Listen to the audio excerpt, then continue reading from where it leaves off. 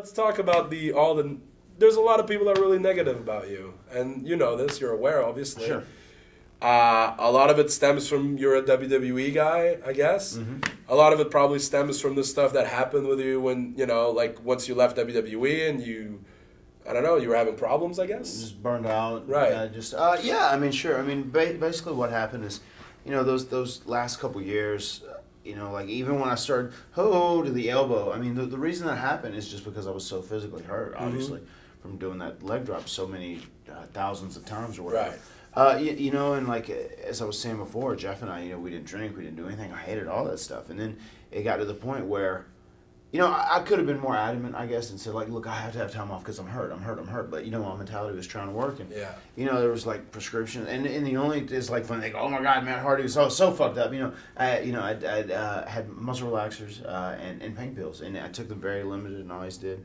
And then just towards the end, Jeff left and went to TNA, and then like I felt like they were mad once his stuff went down and he went to TNA because he was really upset when he left on really good terms, and then the Punk cut a promo about after he got in trouble or whatever. Okay. And then like TNA offered him a big payday to go do it and sign. And then I just felt like to me they're like, well, probably when Matt's contract's up he's going to, so we're just gonna, it's like I was kind of getting the nothing was gonna happen with me. Okay. I was under contract, and because my name was Hardy now, that nothing was happening. So I just became negative and bitter, and I have to take accountability too because I allowed it to happen. And then once I left there, and it's funny, the grapes in a lot of representations end up becoming like they become the representation for like a pill at all, and that's kind of like the inside joke, and I know you kind of roll with that as well, but you just said that now, I never, like in my head, that was never a link, the grapes and the pills. I think so. Not me. I never thought about it that way, but it's interesting. But it is to a lot of people. I think they kind of relate the two together. Okay.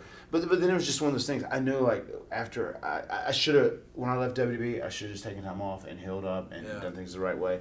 But then just between being bitter and unhappy and whatever and just hurt, I went into a dark place. And it can happen unless you put your foot down and control yourself in certain ways. I didn't need to go to TNA at that time. And then even when I went, like towards the end, I was like, hey, I just got to stop because I'm like doing dumb shit. It's out of control.